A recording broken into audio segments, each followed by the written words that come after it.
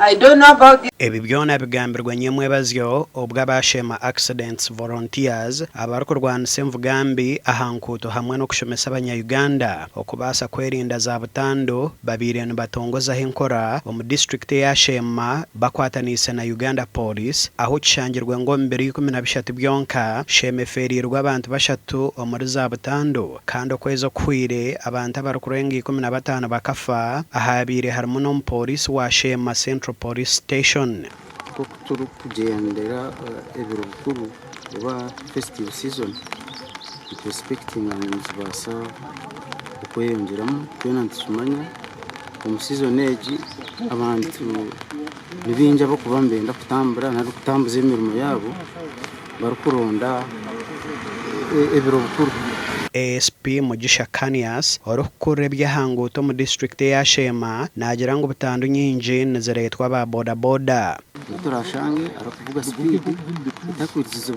itakwikirizibwa umwanya ogwe no kumuhereza fine kandi kubanza yazumva banka y'ishoferi takamwikirize kugenda mutokane ko hansi ho obutundu bwo mutarundi na butera hansi yatafire sente nyingi bakazuba rumu kumuzira nibazima rumu kumuraguriza nimshamba so kwa kwerinda butandu abaru kwenda kutunga bakaba bagiga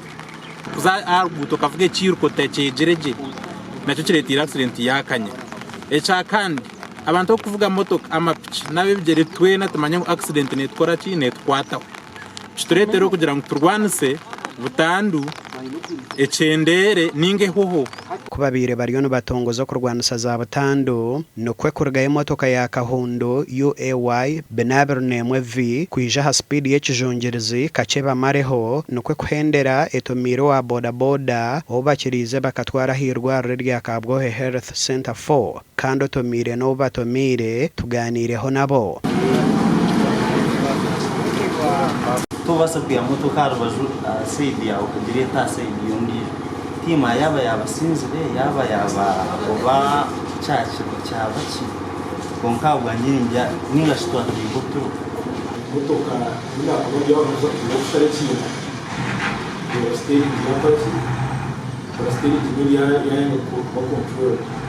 ehuriro yo kushomesa abantu aha bikwatirine na za butanda hankuto niyo kwetororo muri bushenye mpango yona aho barabe baganira n'abavugi aha za stage zabo gasha kwa Mike Twachire.